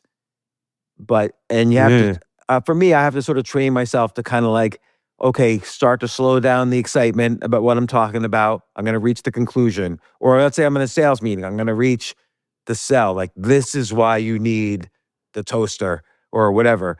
And, so then it's almost like I do have to like consciously remember, okay, now I got to lower my voice. I'm making the sale. But so that's interesting because maybe lowering your voice in your mind could be seen as a cue. If you're genuinely just lowering your voice in the volume, it can work, but I would argue that it's it's like the analogy of the horseshoe, where you can do something genuinely or you can work really, really, really hard to fake it, and you're going to get pretty close to the real thing. Like the authentic person and the scammer, if they're really good, they look very similar, but there's still a deep difference. It's just the horseshoe that comes pretty close. So go ahead. It's interesting because I always feel like I have a very hard time asking people for anything. So that's why to ask for the sale, it's very hard. I have to sort of play act a little bit. Exactly. So it's harder what's for me to be happening authentic. It's exactly. So that's the root of it. The root of it is I don't feel worthy in this moment, or I don't. And if you were to solve that, then there would be no issue. I see. I've never thought of it that way. But there is a.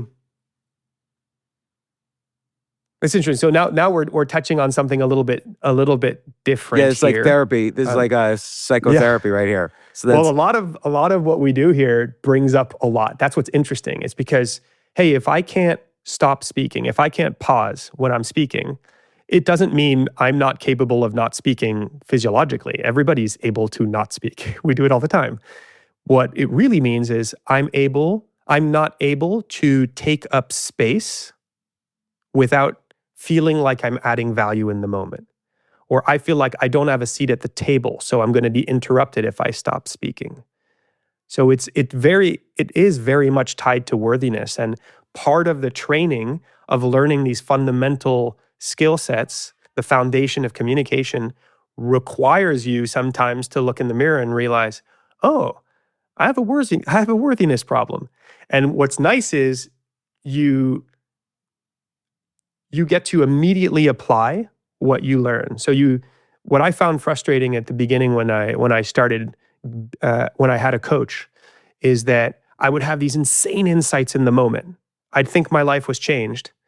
And then 5 days later, my life would be completely normal again. I'd be doing all the mistakes that I'd been doing prior, and it felt like nothing changed. And so I thought, I don't understand. I thought I had understood this. I thought I had solved it.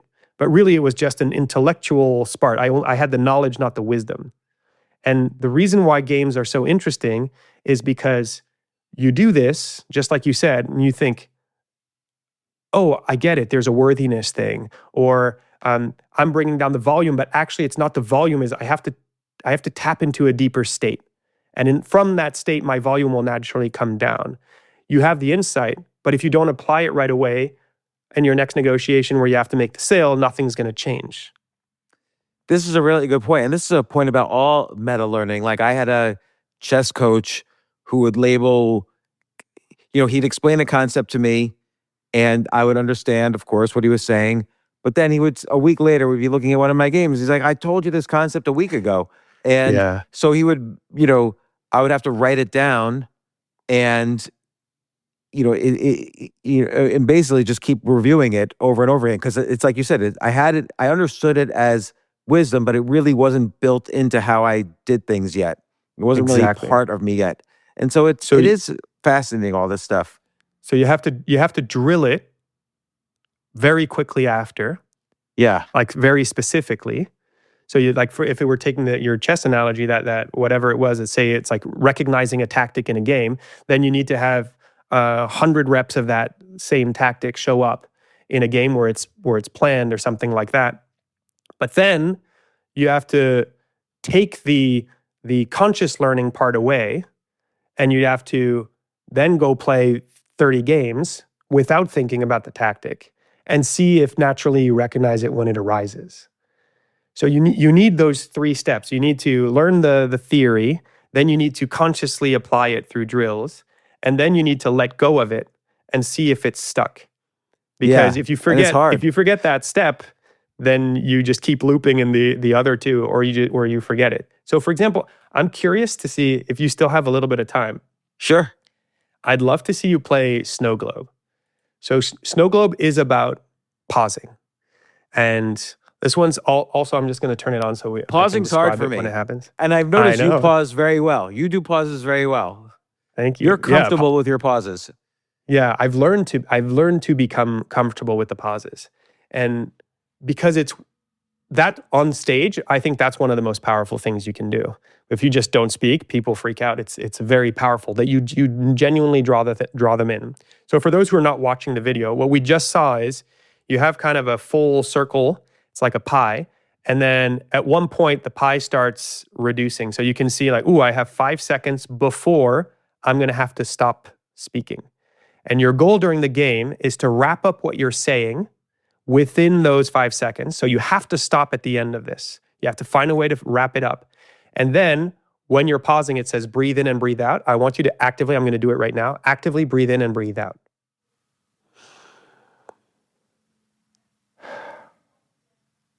And then when it picks back up, it turns back on, you can start speaking again. And the point here is to use the pause as a way to change your state.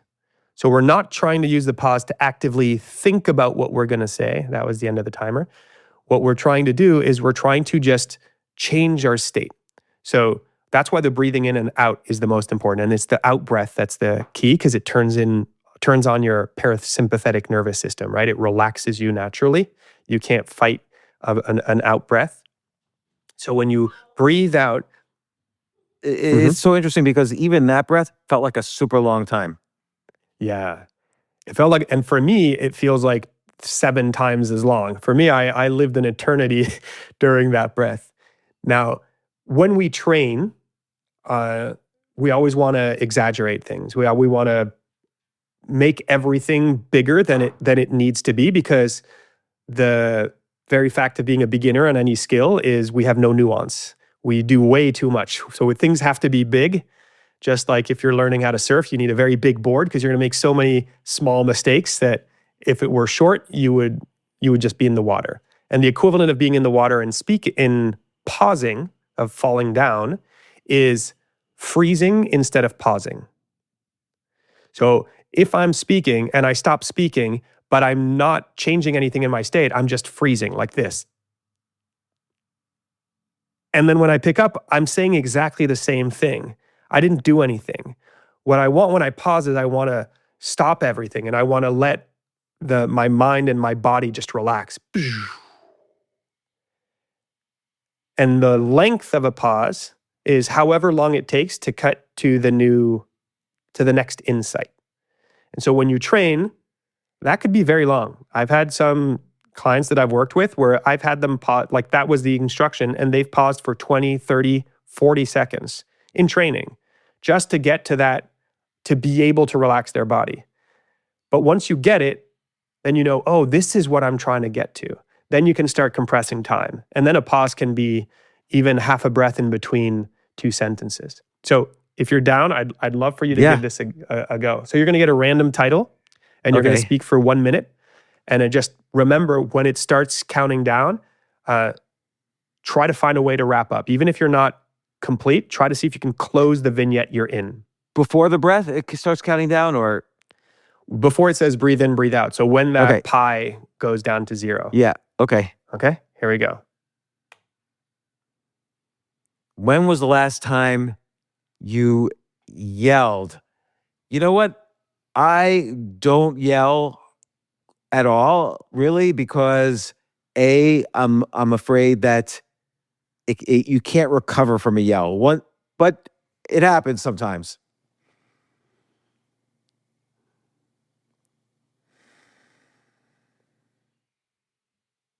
And the whole point is, perhaps I'm insecure about when I yell. I feel people will hate me when I start to yell. So whether it's children or Jay, my podcast producer, I'd like to yell at him occasionally, but I don't.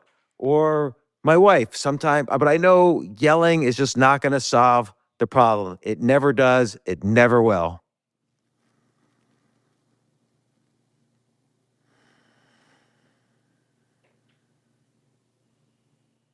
And so I guess in conclusion, I try to figure out other ways to express myself, to get the message across that I might be disappointed, to try to come up with a solution so that when I do need to be firm, I'm done. Yes. Very cool. You really got into it. After that first one, it caught you, it felt like it caught you a little by surprise, but then you really got it. I'm so curious, what did the pauses do for you? The pauses forced me to figure out what is it that I'm saying so that now I can say it in a more concise form. In a sense, a conclusion. Yeah. And the first time, you're right, I was off the first time. Like I couldn't figure out what I was saying. But then, the second time I started to have an idea, and then each breath made me kind of hone in a little bit more on what I was trying to say. Yeah. And so then I'm able to sound more conclusive. And I think actually my voice went naturally deeper as a result. Absolutely. Like I didn't have to think, I need to make my voice deeper. Yeah. Because the way I see speaking is a series of segments and gaps. The segments are the moments where you are on a roll. You have a thought and you've caught onto a thread and you're pulling the thread and it's just coming boop, boop, boop, boop, boop, boop, boop. It's so easy. Will always be a moment where the thread ends and suddenly you're on uneven ground again. And those are gaps. And the mistake most people make is that they treat gaps as if they were still on a segment. So you never really slow down and you just try to cram more inside of your working memory and your brain and your processing power to try and find a way out. But the reality is if you were to slow down or even stop and just treat a gap as a gap, then you get to relax your body. That's why we call it the snow globe. When you're speaking, you're shaking the snow globe.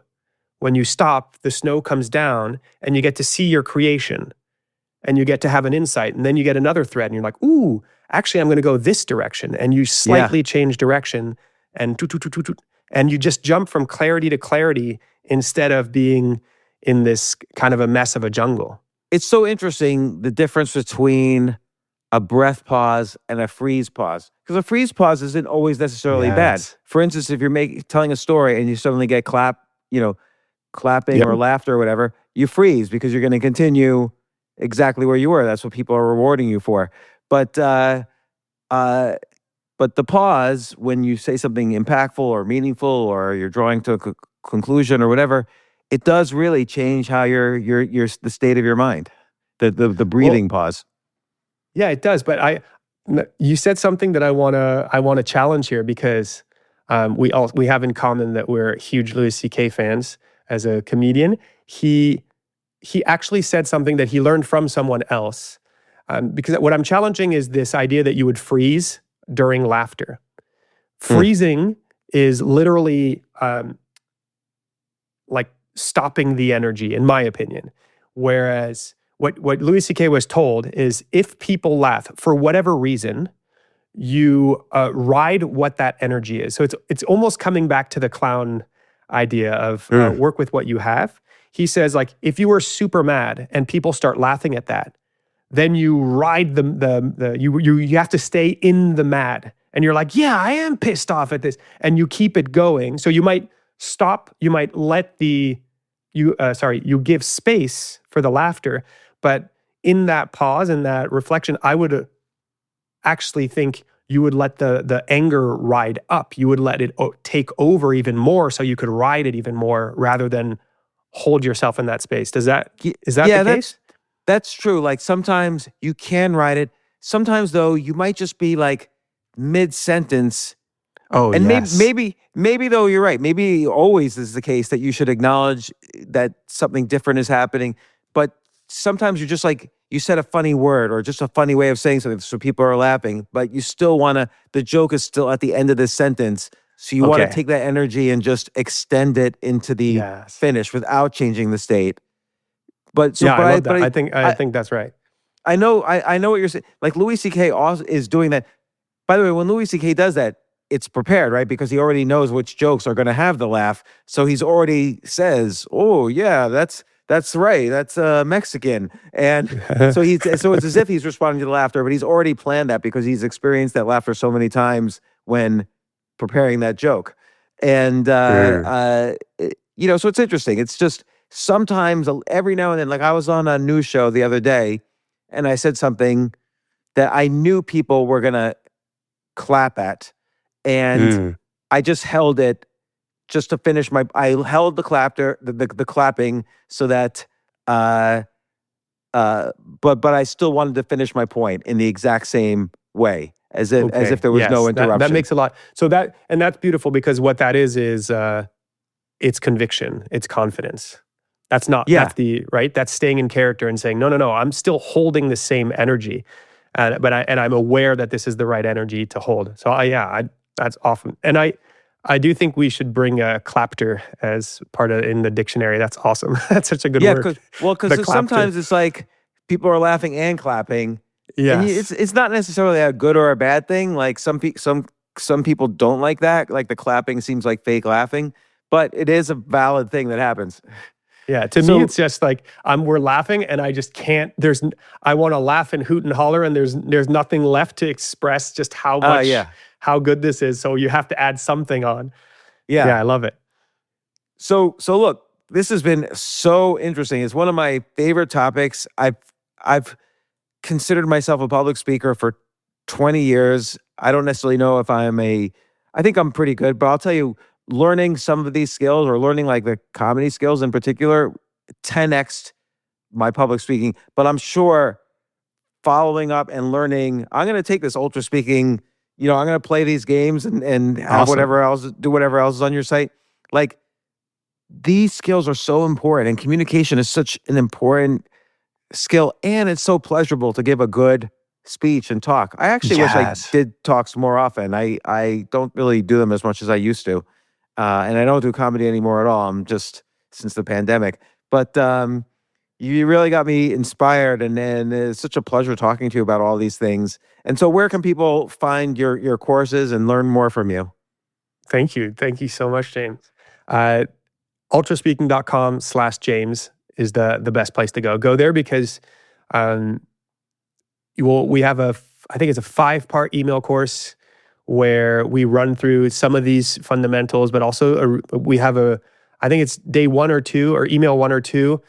We describe something called the accordion method, which is a way to prepare content with 0 notes or memorization.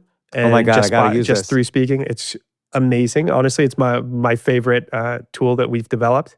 But we also we'll also invite you or whoever signs up for on this email course to test out these games. So we run every once in a while. We'll have like a free tester of our courses because we run a series of courses on these, and you can come in and actually like go into breakout rooms with other people who are also going to be mostly beginners like you. Or like beginners, I mean, in the ultra speaking games. I'm a beginner, and we'll always be a testing beginner. and playing with help. Yeah, and I'd love to extend an invitation to you, actually, James. If you want to come, we run also a creator cohort, but this is for private, very small group. It's for people who have over 100,000 followers. So we bring a small group of really interesting people together, and we run small training as well. But yeah, ultraspeaking.com/James. Yeah, I would love to do that as well. So look, Tristan de Montebello, great name. Ultra Speaking, you could just, if you forget all these URLs, just Google Ultra Speaking or ultraspeaking.com/James. Thank you so much, Tristan. Such an amazing episode. I really hope people listen to this and share this with their friends because, it's the scariest thing in the world to do public speaking, but also highest risk, highest reward. It's such a valuable skill to have and a pleasurable skill to have. And I can see how taking these courses and taking your course could really be valuable. So thank you so much for coming on the show. Great episode. Thank you, James. Us speaking. Because we have so many people who come because they have anxiety, they stress. It's something that they dislike, have been avoiding. But as soon as you unlock just a few things, it doesn't take a lot, you realize, wait a second, this is actually a really, really fun thing to do. We're evolved to speak. And if you just take the blockers away, it's one of the most enjoyable acts you can do as a human being. I love it. It's great. Really great. Well, thank you again, Tristan. Awesome. Thanks, James.